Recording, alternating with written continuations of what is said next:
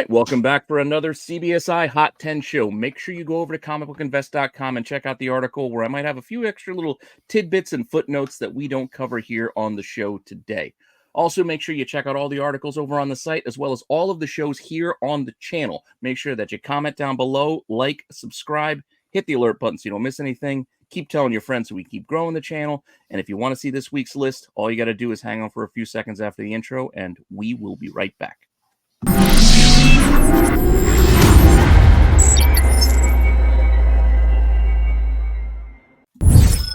Notable sales. And our first book comes rolling in. I like Golden Age. I like pre-code horror. Tomb of Terror is a book where there's some big titles in there of covers that you know, of dissolving faces and things like that. This, not as well known of a cover, but still set a nice sale. It's a nice grade. It's a nice jump in price. This one went for $2,600. You had the last sale in 2022 that went for $1,800. So that's a nice jump in the book. It's also a nice filler in there because we'll get a 9.2. Who knows when we'll see the next 9.2 sell? I mean, 9.2 is a nice grade for a book like this too. I mean, this is 1954? Yeah. So I mean, you could see it. You might not see another 9.2 for 2 years, 3 years. 70 years old. This book. Yeah. So they fill in nice, and I love, they're some of the graphic ones with the face dissolving and stuff like that are fun, but I like the weird ones like this. Yeah, this is kind of fun. This little alien dude kind of looks like the like this Japanese vinyl, like the almost like a Godzilla villain of some kind. I think I've seen that alien at cons actually. Yeah, that's what I'm saying. It's and as thing. people get priced out of a lot of these other better known covers.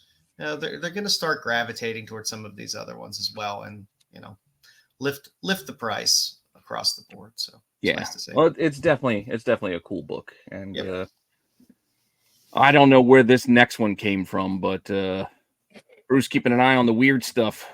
We got Spawn book I didn't even know existed. Spawn 350, the Employee Edition.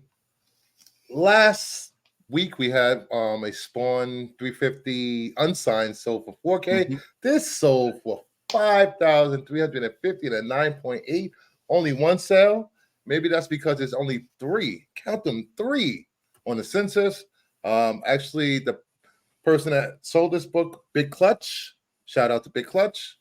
Congrats on this sale. Awesome cover.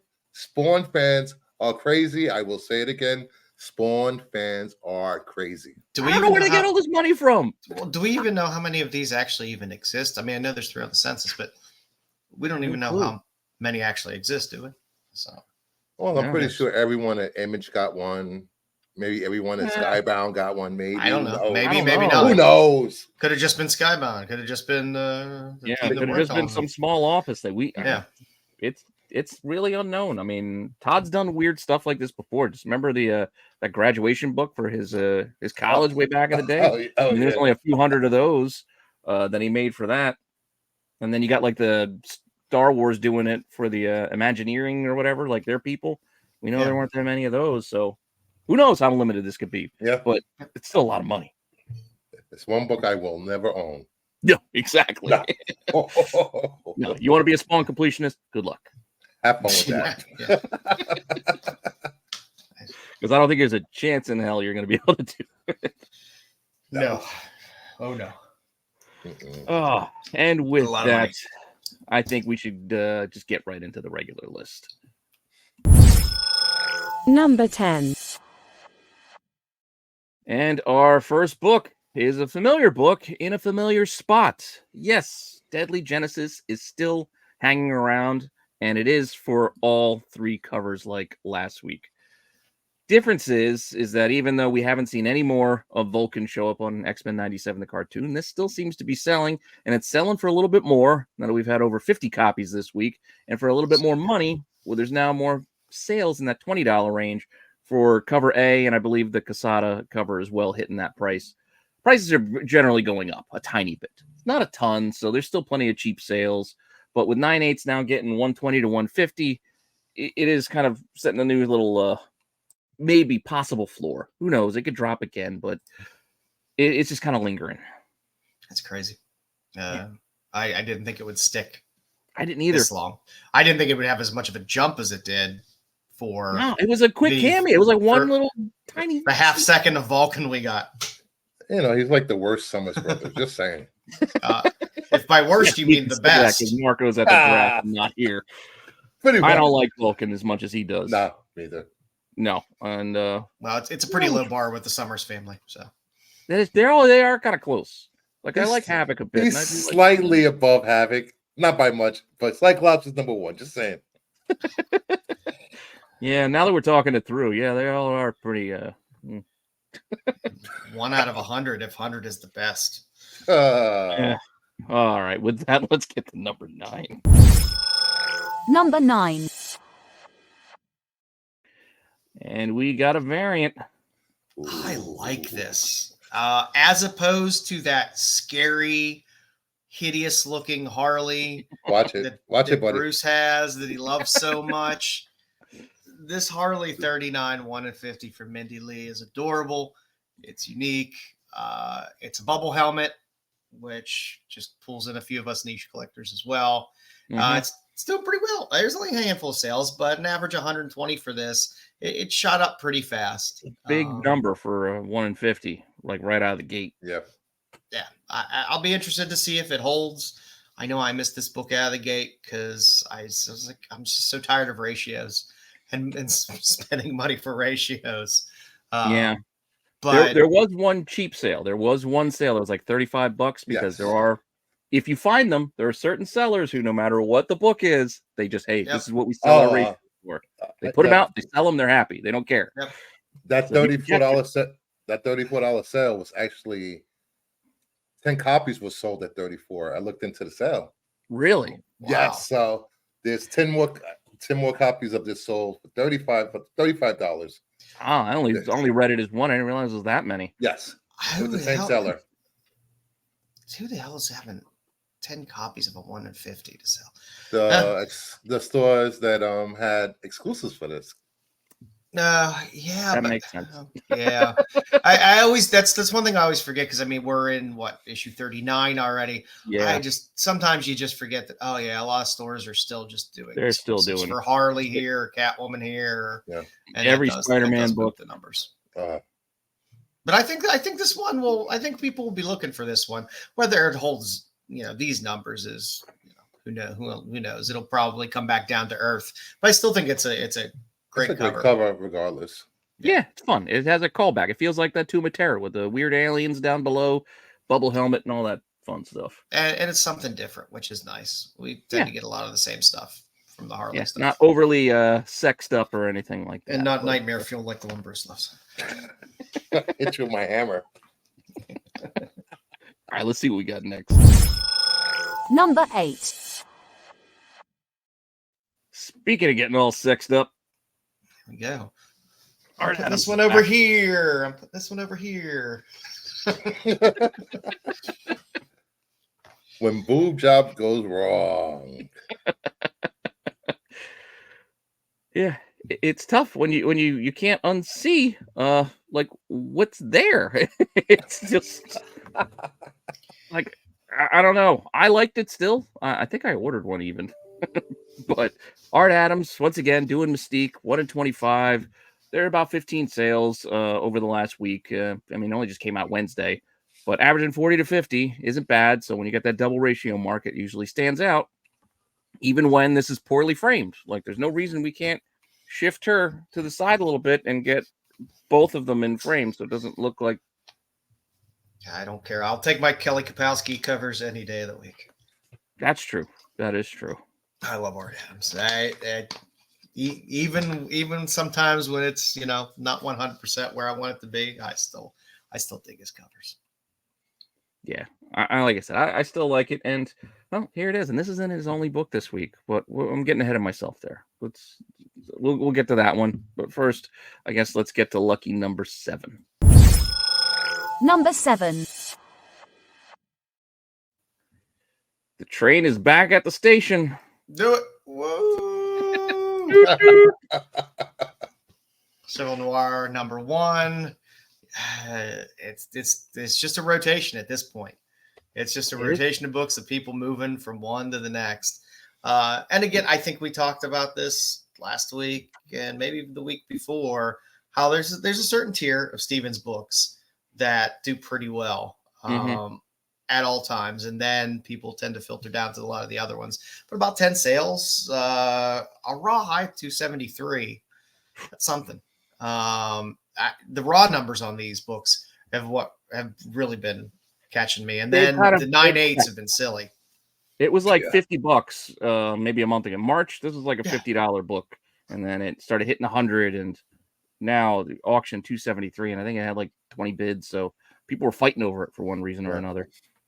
Yeah, you missed. If you didn't get the Dave Stevens early, you missed that train. Yeah. Who knows how long it'll stay here? Again, I think a lot of the Stevens prices will settle down soon. They have to, but I don't think they're going to settle down to where they were. I think with this push, it kind of sets a new floor for a lot of his books. Yeah, but you're not going to be getting $10 Dave Stevens stuffs for that much longer. Some of the jumps are a little crazy, little wild. I mean, that 9.8 sale as well, which is an all-time high at $1,200. Yeah, literally came days after the previous high, which was like $750. And there were a couple sales at like $700, $750, and then all of a sudden $1,200, like out of nowhere. So I don't know.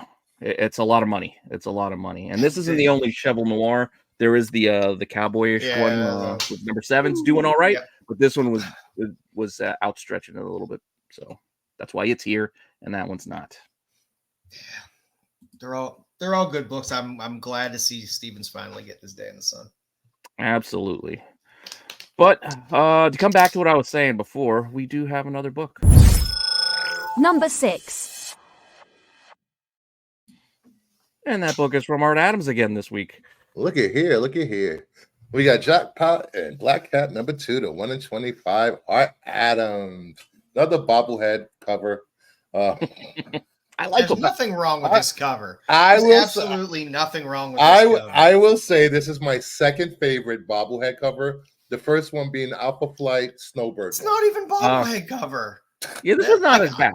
I understand sometimes the head and chest is a little larger than the rest of the body. This seems fine. This is actually a very proportional. They have become to be known as the bobblehead covers, regardless of what proportion the cover is. We got about 20 sales, average of 50, a high of 60. Not bad for 125 out the gate. It isn't. I wonder if she would have moved the Spidey mask a little to the left or right. Would this be selling even better than it already is? Yeah, it's a $75 book if it's a little to the left. Hold the mask over here. Here. People love Art Adams covers, myself included. People love Black Cat covers as well. Yeah, absolutely. So, he does a lot of different characters, but Black Cat is always. So it's no surprise this finds itself here or selling for these prices. Yep. The question will be, where is it next week and the weeks after that? I do like this a lot better than the Mystique cover. A lot better. Yeah. Well, I get 2 in frame instead of 1. Yeah, exactly. Once you notice the one was so far off, now I can't unsee it. This one. This is why I need Marco to break up you two with your Art Adams love. Jeez. Oh, with that, let's get to the top half of the list. #5. Can't shake her. She's back again. You know what? This is the story that it just keeps giving. How often have we seen a movie spec book go up and then immediately trail off in a couple weeks or 3 weeks? This thing has been kind of churning for months and months and months and months. Yes. So, say what you want about it. Say what you want about Swift. Say what you want about Dazzler. Say what you want about this book. It's still doing it. Still 90 plus sales. Got Raws averaging 200 plus. That 9.8 at $1,700. It's crazy. That's a rebound too. Like that 9.8, it was 1,300 not that long ago. So that's bouncing back. The Raws have been there for a bit, and that 90 plus sales is also an increase from last week where it was like 50 or 60. So the volume is rising. It could be because of Deadpool. It could also been helped out by the facsimile came out this week. Yeah. It reminded people Yeah. they want to get the original and not get the facsimile or the facsimile 1 in 25s. Those facsimiles have been kind of bumping the original book Yep. a little bit. So But, I think that also helped this one a bit too this week. But yeah, I mean, just the fact that the Raws have stayed there around that price, they don't need to rise. This book shouldn't be more than $200 raw. No, it's ever. not. It shouldn't be. I mean, worth far less, but for it to stay at these prices is just crazy to me. It's fun to see. it's the power of Swift, I suppose. Because no other character would be able to hang in there like that. Shake it off to number 4. Number 4. Oh, here we go. X-Men 97. Big surprise. Spoiler, X-Men 52, the cameo of Bastion. If you haven't seen the episode, sorry. Nearly 100 sales, high of $15, a $85. He is hiding in the shadows in this book.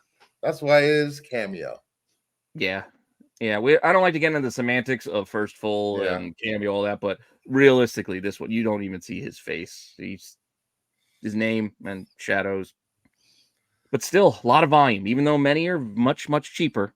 There's a lot of cheap copies of this moving. They're still moving because X-Men, well, that show moves books. It gives us all something fun to go and hunt. It does. This reminds me of how bad the 90s covers were for a lot of Marvel comics.